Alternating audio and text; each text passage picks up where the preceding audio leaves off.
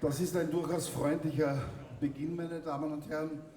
Hier sitzen ein paar Leute, die mit uns, mit unserem Team, jetzt wochenlang, monatelang gearbeitet haben und flutsch ist die Zeit schon wieder vorbei und wir sind am Höhepunkt angelangt. Am Höhepunkt unseres 8. Dixie Swingfestivals. Herr Bürgermeister Reisinger, danke dir, allen Städten dieser Stadt. Joe König, danke dir, dass dieses Haus für uns eine wunderbare Arbeitsstätte werden durfte. Ich bedanke mich beim Herrn Vizebürgermeister Oswin Donnerer und bei der Frau Vizebürgermeister Langs. Ich merke, dass diese Unterstützung jedes Jahr größer wird und das merken wir auch bei Ihnen, meine Damen und Herren. Dass ich das noch erleben darf,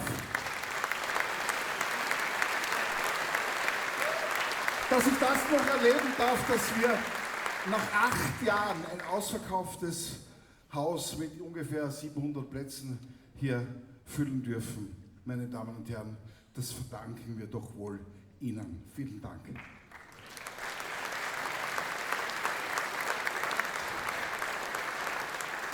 Ich bedanke mich bei unseren Sponsoren, meine Damen und Herren. Bei der Stadt Weiz, bei der Energie Steiermark, bei der Knil-Gruppe. Große und wichtige Sponsoren. Bei unseren Medienpartnern, bei den Zeitungen, egal ob das jetzt da ist von der Woche in lokal oder steiermarkweit, egal ob das ist die kleine Zeitung, die immer wieder auf den verschiedenen Ebenen uns unterstützt durch Berichterstattung und Sie informiert, und bei unserem Medienpartner Kronenzeitung, meine Damen und Herren, beim Tourismusverband Oststeiermark, bei meinem lieben Freund, bei unserem Mentor, Sepp Adelmann, der heute schon auf der Bühne gestanden ist, einige Stunden lang und eine rote Stirn hat. Sepp Adelmann, vielen Dank. Und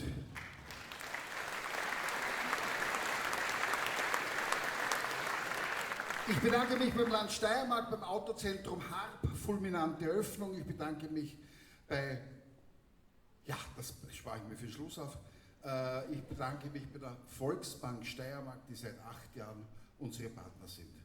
Und bei der Firma Münzer, die Sie hier in Weiz gut kennen.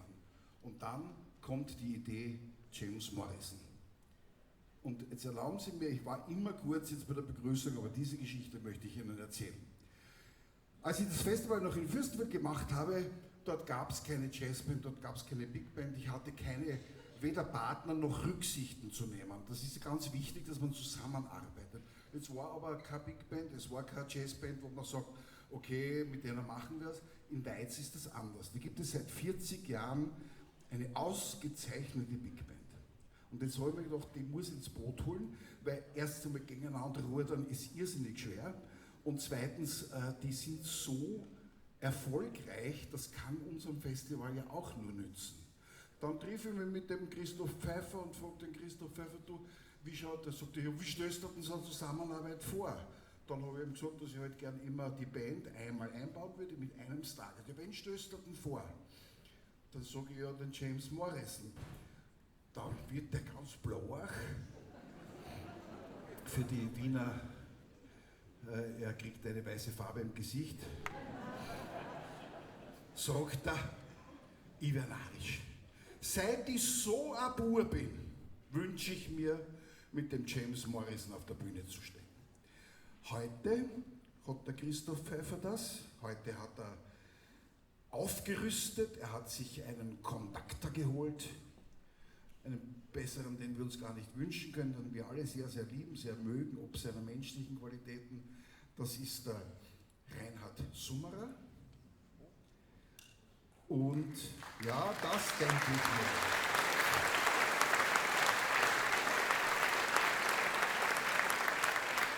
Und eine halbe Minute noch zum Programm.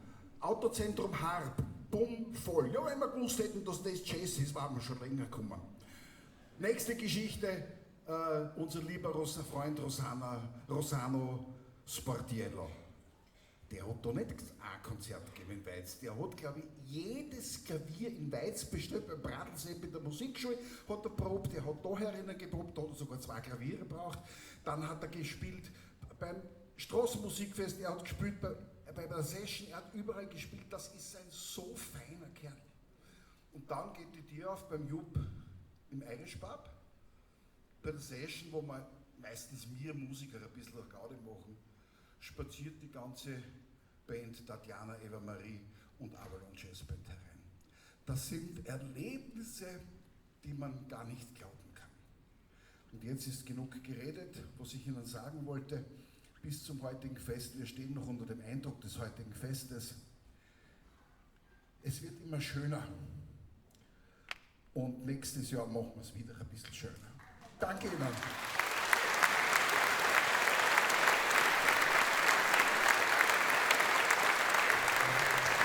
Begrüßen Sie mit mir, meine Damen und Herren, eine der 10 besten Big Bands Österreichs, die Big Band Weiz, heute unter der Leitung von Reinhard Summerer.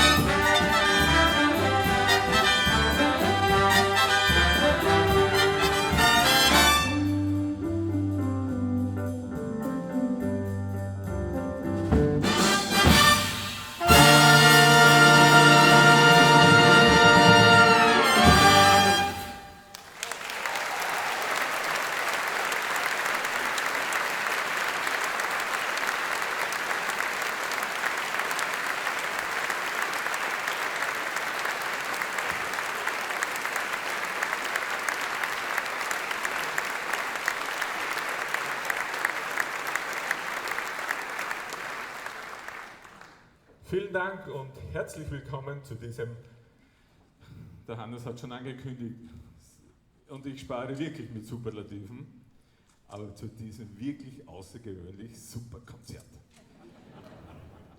Denn, wie er auch schon erwähnt hat, es ist tatsächlich so, in meiner Studienzeit ist gerade seine Platte Snappy-Tour rausgekommen und das war für uns natürlich eine riesen Vorbildwirkung und auch wegweisend ist weit übertrieben, aber eine Vorbildfunktion. Heute darf ich Ihnen die Big Band Weiz präsentieren mit ihrem Leiter, künstlerischen Leiter Christoph Pfeiffer.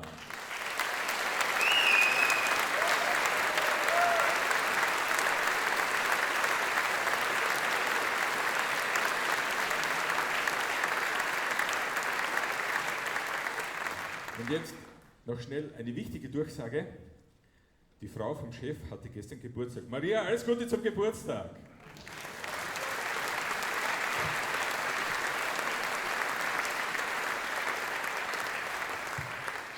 Sie wissen ja, heute bin ich zu Gast und obwohl der Christoph ein sehr guter Freund ist, aber solche Kleinigkeiten, die bringen mich nach vorn.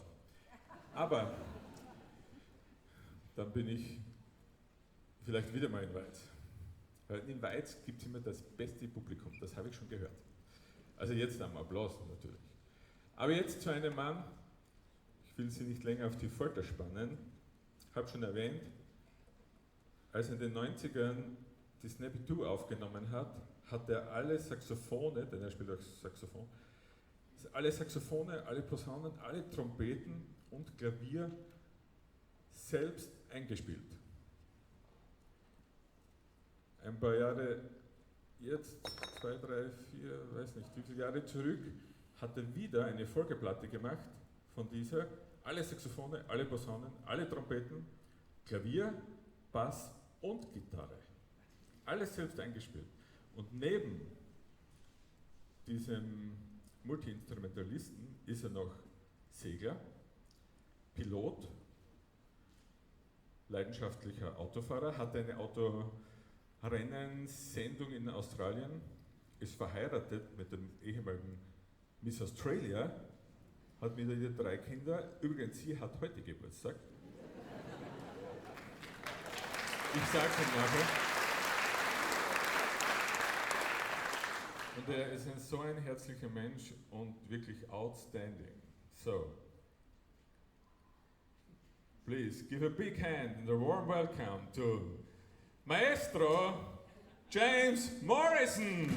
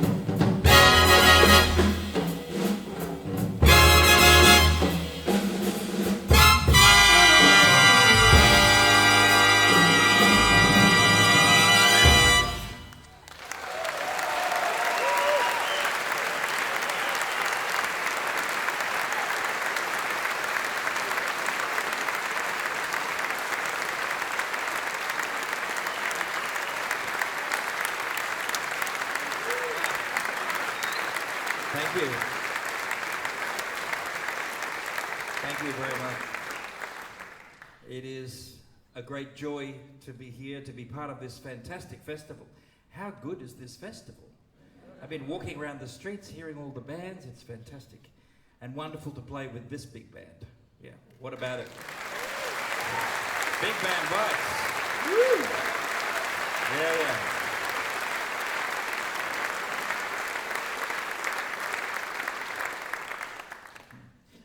Entschuldigung Sie bitte, ich spreche nur ein bisschen Deutsch.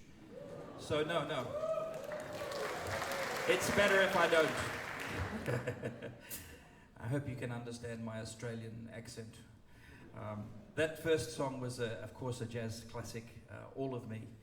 We're going to play all sorts of things for you tonight. This next one is, what is the next one, right? Huh? What are we doing? Oh, yeah, oh, great, yeah, this is a good choice. Yeah, it was my choice, I know, but yeah. It's a good choice. We're going to, this is interesting. This looks like the stand for an instrument that's not here. We must find that one. This song was written by the great Duke Ellington and a trombonist, One Tizol. Duke and One Tizol wrote this one, so it's written by a trombonist, so I'll play it on the trumpet. Trombone's coming. And it's traditionally a song that features the drums. I don't know why some songs always feature the drums. I mean, I love drum solos, but why this song? You know, like, there are certain songs that go with certain instruments, right? I mean, like this, there are piano songs, Andrea, yes? Like, what's a piano song? Like, maybe a little anything? Like, may I? Like this one. This is a piano song.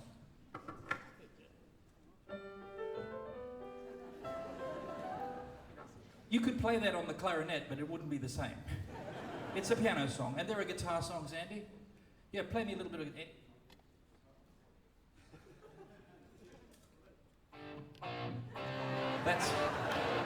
Thank you. Not what I had in mind, but that's a guitar song, you know. And of course there's the very famous bass solo, you know, one of the most famous instrumental solos of all time, yeah? When I say famous, I mean because you can recognize it right away. Like Andy on the guitar, 3 notes, and you knew what that was, didn't you? Yeah, boom, boom, boom, you know it. This is 2 notes. 2 notes and you know which solo it is. Very famous bass solo. Do you have the bow there? Can you play me a low E? And then an F. And then an E. And then an F. Faster. That's a very famous bass solo. Yeah. But this song is always used to feature the drums, nearly always, and it's a great drum solo, although it was written by a trombonist and Duke Ellington. And I'm speaking, of course, of Duke's immortal Caravan. This will feature Chris on the drums. You ready? Yeah, he's ready. He didn't know this features the drums until I just said it.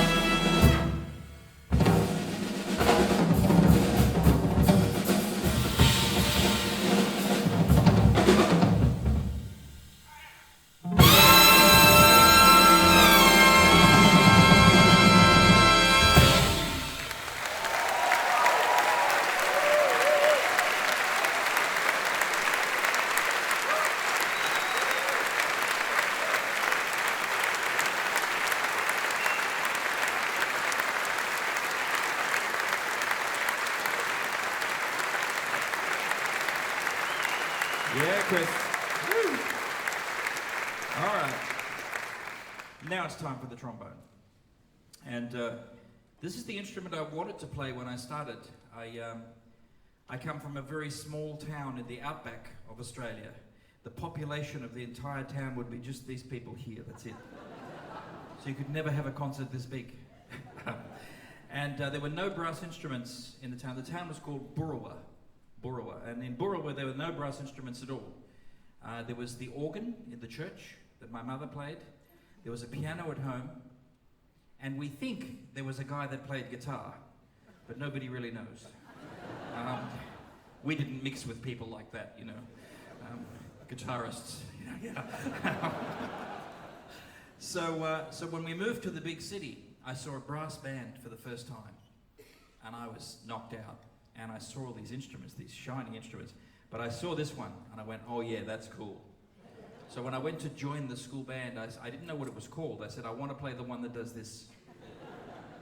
And they said, you can't, you're not big enough. Hard to believe today. But, so they gave me a cornet instead. But I was not to be stopped. And the next year I got a trombone outside of school and started playing the trombone. And it was my first love as a brass instrument. Of course I love them all. But this instrument also has a song that goes with the instrument. It's a classic, I guess from the 1930s, Reinhard, do you think so? What was that? You think 1930s? Yeah? This song we're going to play. I love it. He says, which song? He's the conductor. This one. Great. We're in good hands. Yeah. Were you saying yes? Yeah. What's that? 1932, October the 12th. Thank you. Okay. He knows everything. But it was a classic, and it became such a classic for a trombonist that if you play trombone, you really have to play this song. And I love playing it, and played it many times. It's a beautiful piece, made famous by the late, great Tommy Dorsey. This one's called I'm Getting Sentimental Over You.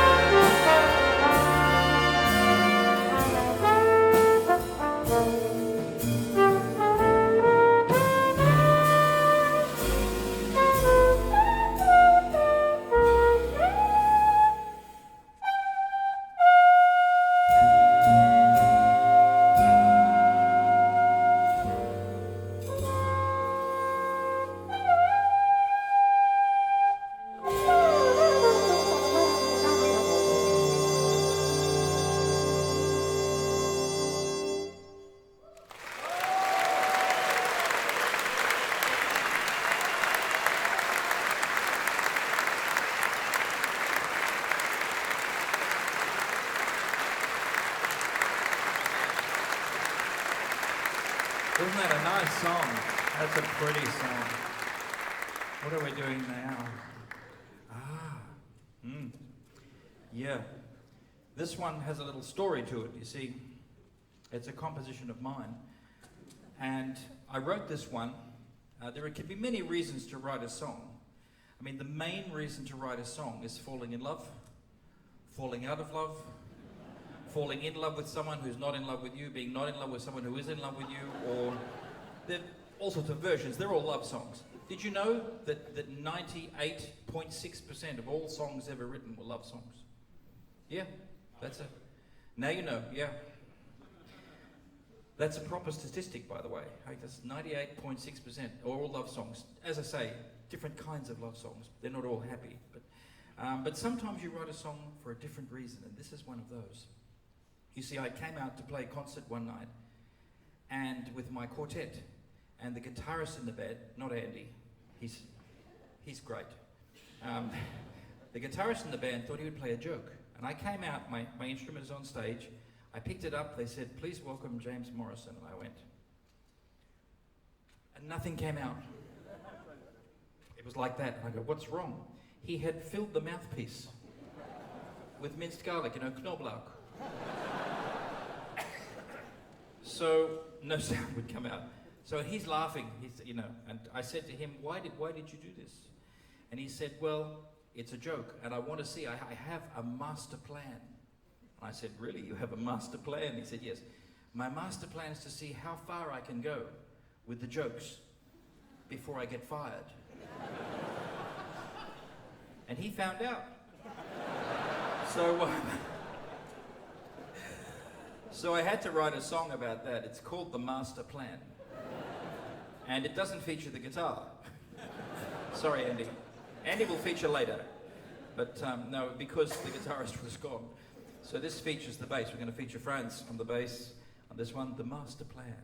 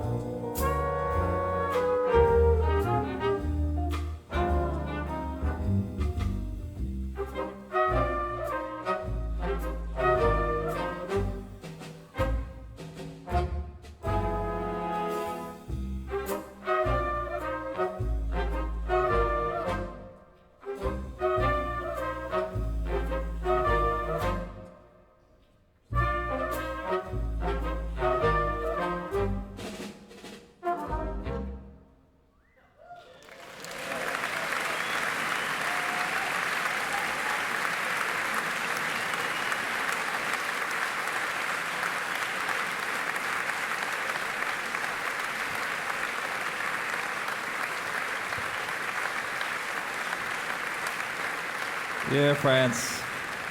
Ah. So as I mentioned, I didn't see brass instruments till we went to the city. But that's not when I started playing music. I started on the piano. Probably like a lot of you. Anybody here play the piano? Some pianists? Yeah, maybe? Oh, that's the good light, thank you. Any piano players? People don't want to put their hand up because they think I'm going to say, great, up you come. Who used to play the piano but no longer plays the piano, but you did play the piano? A few? Yeah, okay. Not so many. So there's a lot of people here that don't play the piano and they've never played the piano. Okay. Who knows somebody who's played the piano? A few more? Yeah, okay, all right, good, good. And finally, who's seen a piano? Yeah, all right. So I was one of the second group. I took up the piano. I started playing the piano when I was 6, but I didn't play it for long. I stopped. Because I liked the piano, but I didn't like the songs. You know those songs you play when you learn the piano? It's the same everywhere. It doesn't matter if you're in Australia, or in Austria, or more specifically, Styria, or if you're in, you know, Korea. I've checked this out all over the world right now. Do you know, I went, like, try this in Korea, Morocco, Singapore, South America. If people learning the piano, they play the same songs.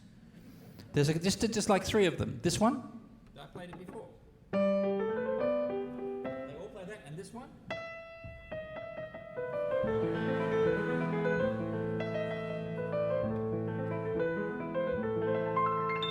That's a song about a dog, and it's called Furry Lease. And think about it. Yeah, please don't applaud those parts. No, it's. And there's one other one.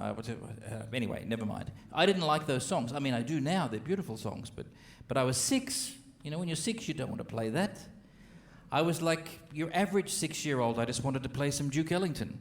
So I stopped playing piano, but I went back to it because later on I heard the great Errol Garner play, and then I heard Oscar Peterson. I thought, I have to play the piano.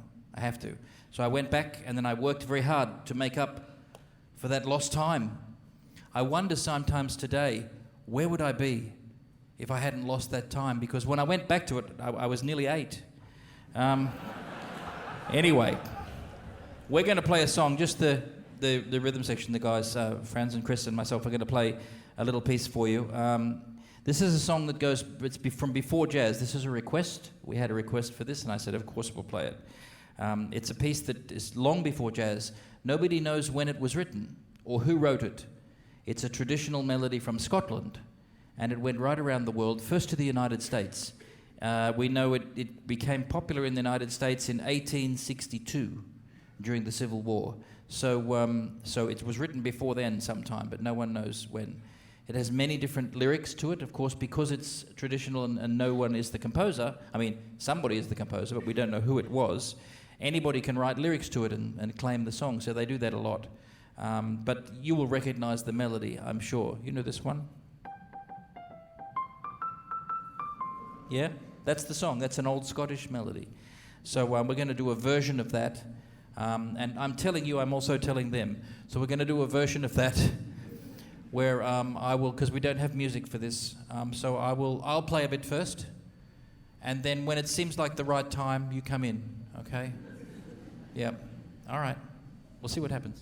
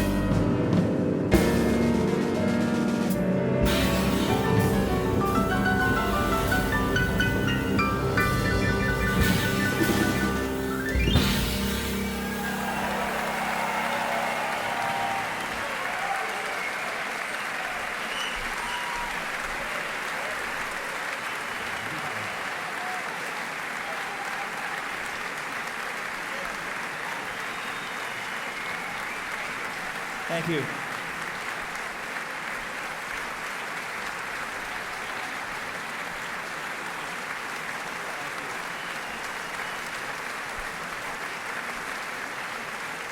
Thank you.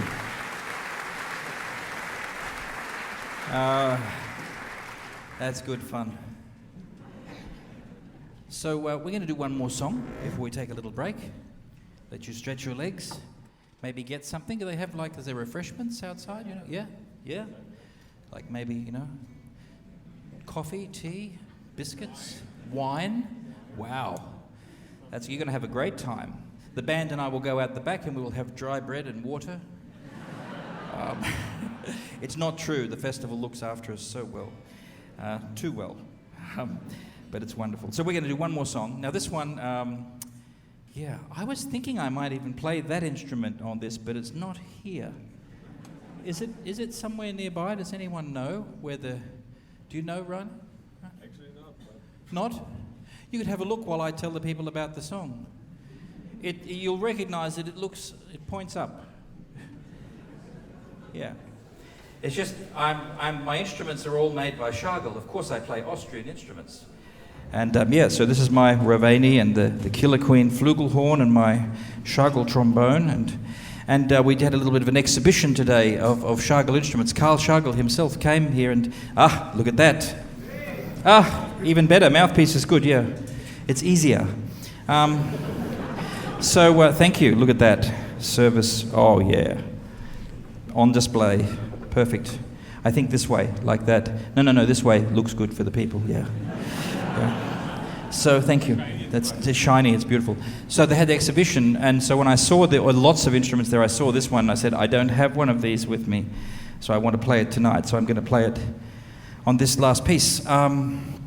It's like a bebop style number, it's quite fast, and that is important, because the story of the song is that I had this guitarist, a different one, not Steve, with the garlic, but this was a guy named Peter, and he was of Greek descent, and his real name was Paniotakis Zografakis, and we just called him Zog because it was easy, Zog. And the thing is, Zog could play so fast on the guitar, it was incredible. And it wasn't just that he could play fast and very beautiful, the articulation was beautiful. It was like, you know the difference between running and jogging? And I don't know if you have this experience, but if you go walking or running with someone who is much taller than you, then they are going like this. And you are going to keep up, you know. It's like when my wife and I go for a walk, because she's this tall. And I'm running when she's walking.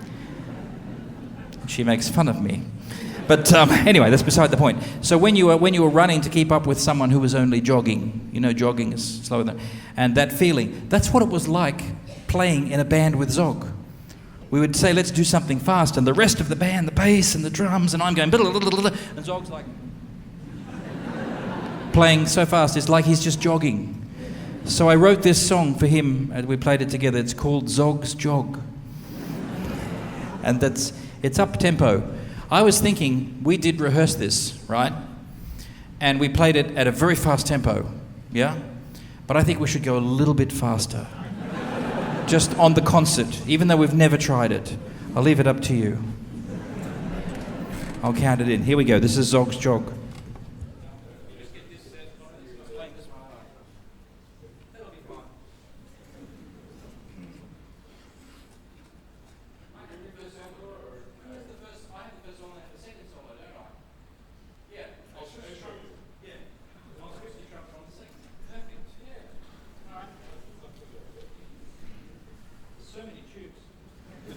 You know, when I want to tune this, I always have to follow it and go, hang on.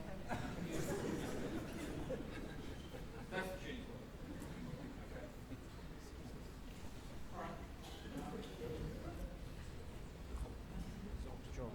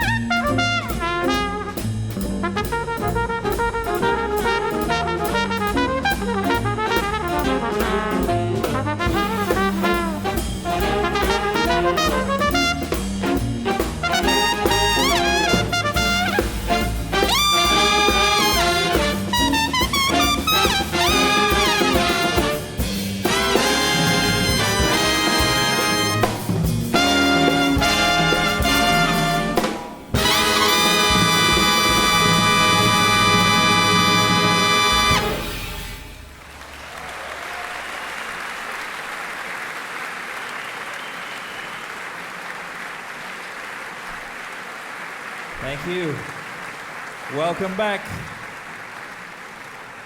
That, of course, is the classic Georgia on My Mind, a great arrangement by John Clayton. We're going to do another Duke Ellington number now. A lot of the songs that Duke wrote started out with one name and then got another name as they went along, usually when someone put lyrics to it, and this is one of those. He wrote this song called Never No Lament, and then the lyrics were put to it and it became Don't Get Around Much Anymore. And I'm going to start this one on the trombone and attempt for you some multiphonics. That was another request we had. Would I please do some multiphonics? For those of you that don't know what multiphonics is, it's just a fancy word. It means more than one note at once. That's all it means. So multiphonics is more than one note. So on the piano, I mean, Andrea does it all the time, right? It's easy, yeah. Nobody really notices. I mean, Andy does it on the guitar. You can play 6 notes at once, right? Yeah, play me 6 notes at once. Here, look. 6 notes at once. Not a lot of effort put into that, but anyway. Don't applaud, he didn't try very hard. And Franz can play 4 notes at once. Yeah, okay. And we don't even know how many notes Chris can play at once. Let's not even go there. But see, he has 4 strings, 6 strings. Andrea has hundreds of strings. But the trombone is just one tube, one continuous tube. And yet, I will attempt for you to play 2 or maybe more notes at the same time. So try not to be too impressed. You're doing a good job. And this song, of course, has what we call in jazz a call and response. It means one person plays one thing, then you answer. And normally it would be, if I may, it's like this. The melody, you know the melody to Don't Get Around. And the band answers. Yeah?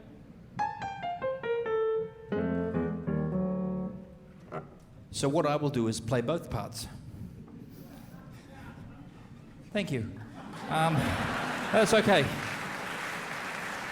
And then I'll do that for a while, and then it's the same as before. You guys come in sometime, okay? Yeah, when you think it's a good moment. Yeah. This could be a very long trombone solo.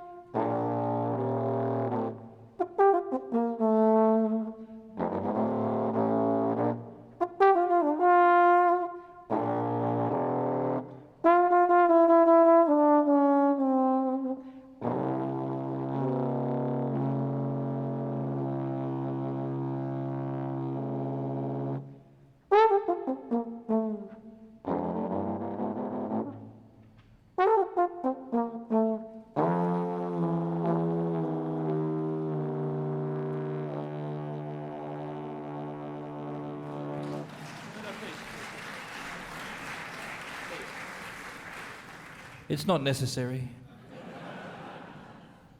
even if it is warranted.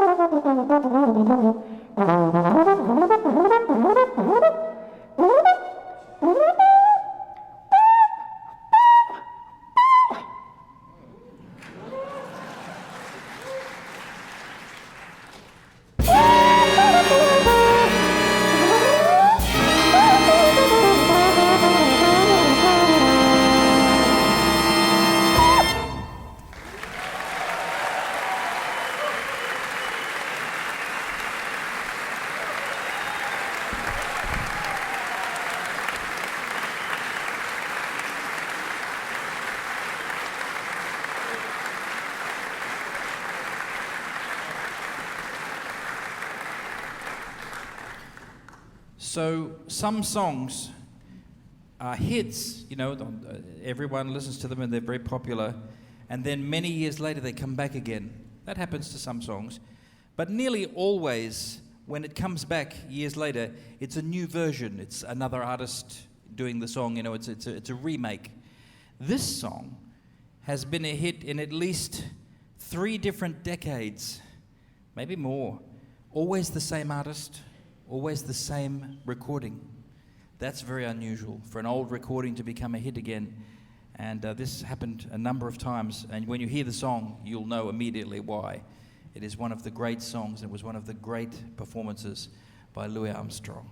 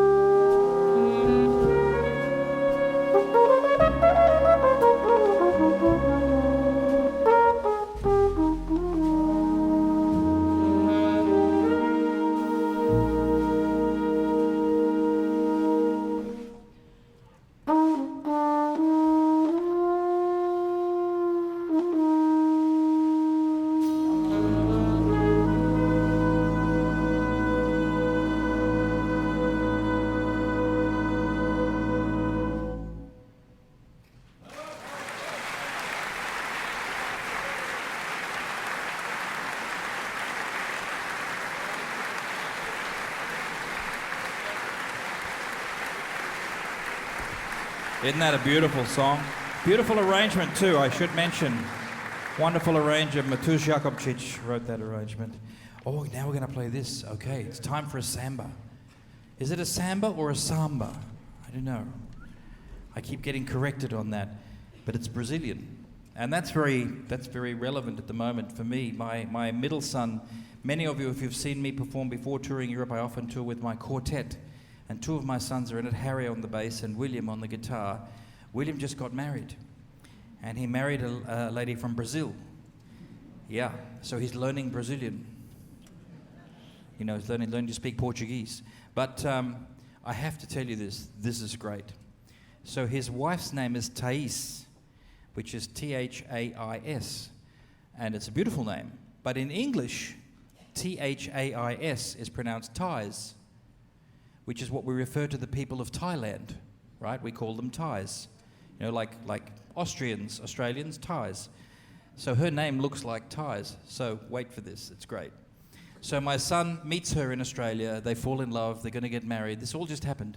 So he then has to write to her parents and tell them that he wants to marry. Then he has to ask the father, write to the father and say, you know, can I marry your daughter? And the father doesn't speak English at all. So he's going to write to him, instead of calling, there's no point in speaking, he's going to write to him. And he said to me, what do you think of this, Dad? And I looked at it and I said, yeah, you want to tell him a bit more about yourself. You're telling him about his daughter, he knows her. Because he's saying how wonderful she is. I said, he knows that. He doesn't know you. And imagine what you would feel like if you're on the other side of the world and your daughter meets some guy who's going to marry him. You don't even know him. I said, so tell him about yourself. Tell him about what kind of person you are. So he's doing that. I had a look. I said, that's good now. Yeah, send that. And of course he finished with, you know, could I have your permission to marry your daughter? Anyway, he puts it into Google Translate and says translate to Brazilian Portuguese. No problem. So he does that. And then I said, let's have a look. He said, what do you mean? I said, let's have a look at it. He said, I sent it. I said, what? He said, I sent it. I said, no. When you translate something in Google Translate, you translate it and then you take what it said exactly, copy and paste, and translate it back to English. And have a look what it says to see if it understood you. Because it makes mistakes. He said, oh. I said, show me what you sent him. And he showed me, it's all Portuguese. I said, translate that to English. And of course, it was great. I was on the floor because, oh, it was so good. Because her name, Thais, the computer saw that and thinks that's English we're writing, so it thinks it's Thais. So he says to his future father-in-law, hello, my name is William. I just want to let you know that the people of Thailand are being well looked after. And everywhere he had put her name, it said the people of Thailand. So I said to him, this is great. He was mortified. He's like, oh no. And I just thought it was so funny. I said, this is great. Your father-in-law is going to go, who is this idiot that wants to marry my daughter? And why is he talking about the people of Thailand all the time? It was great. Yeah, anyway. So when I leave here tomorrow, I'm going to New York to play, and then I'm going down to Brazil for the wedding. So I thought we'd play a song with a Brazilian rhythm. This I'm getting in the mood, you know, practicing. So this is a samba. Is it really a samba, Chris? I mean, yes, see that answer? See that? He's like this, drummers. It's kind of like, it's a little bit funky, a little bit Afro-Cuban, sort of swinging jazz rock, classical, punk, waltz, reggae, calypso type of samba. That's it, yeah. We discussed this earlier, yeah. It's also quite Scottish, yeah. So this is a song called Enchanted, which is exactly what he is.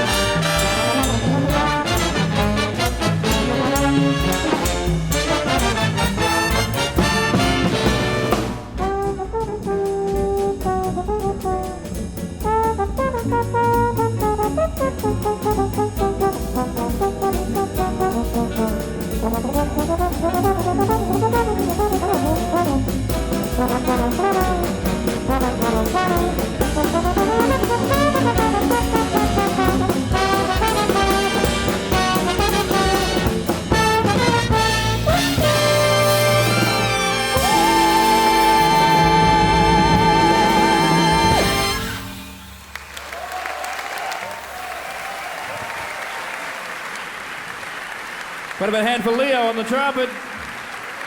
Yeah. Woo! And Andy on the guitar. Yeah.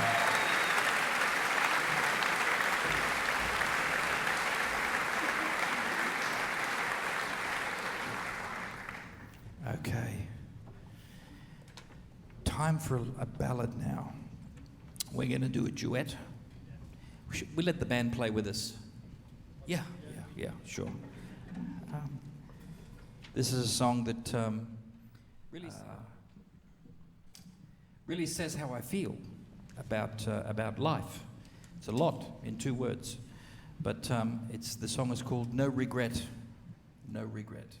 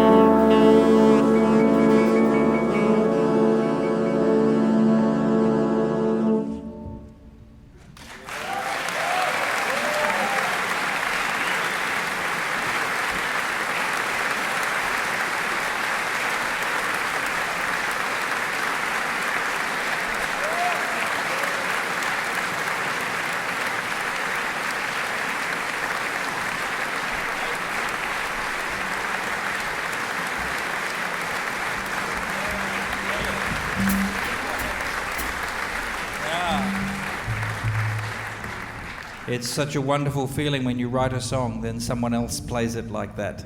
Thank you. Thank you.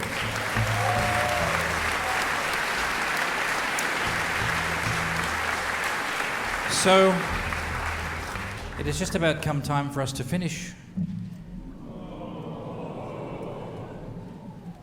Sorry. My mistake. No, we will be playing forever.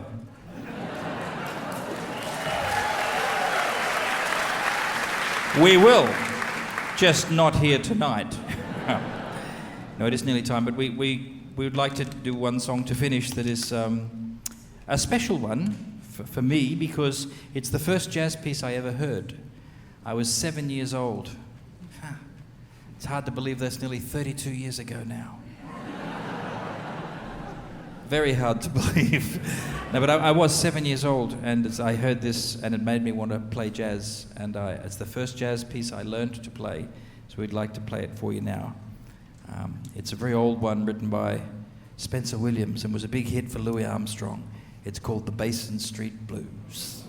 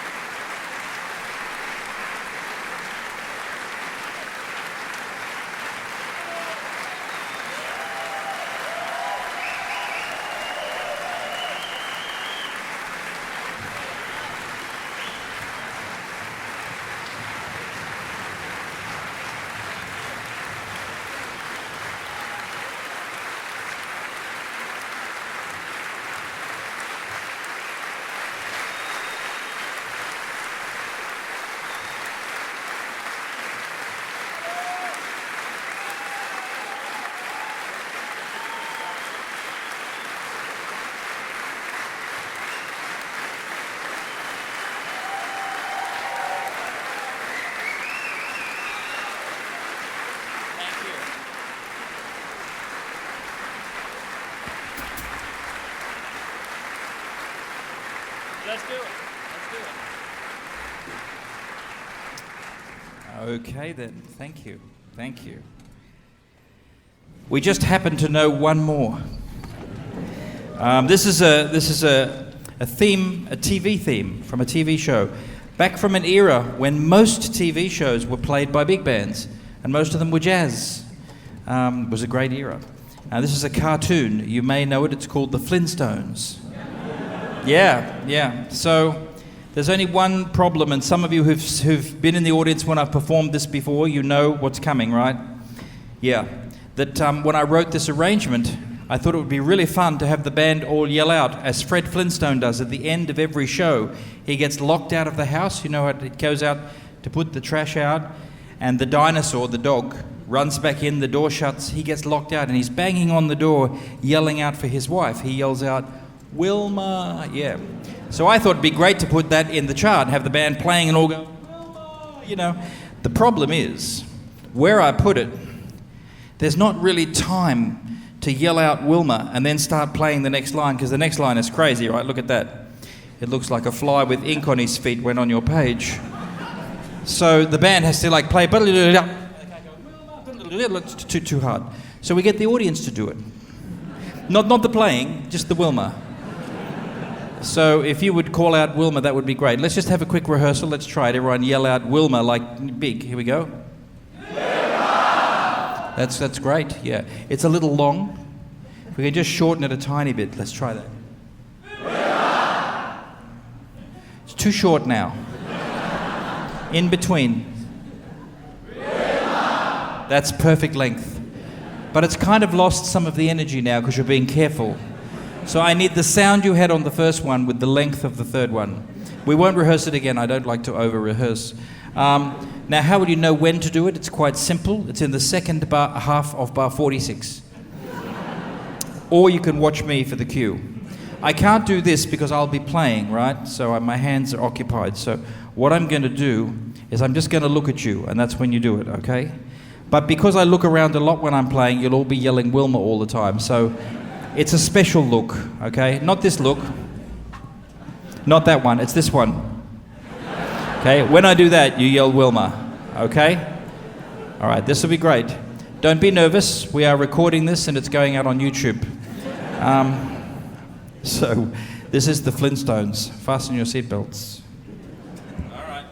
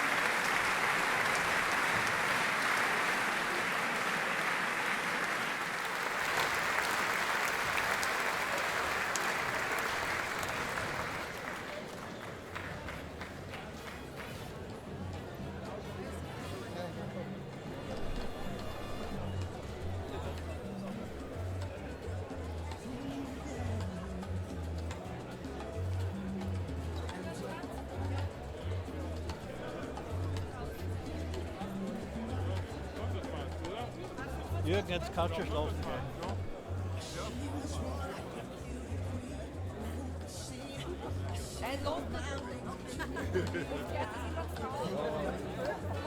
Hä? Ja. Ja.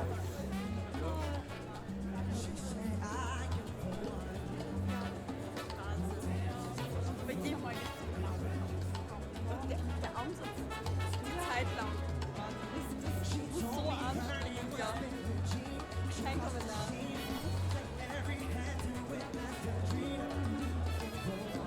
Super. Du schwitzt.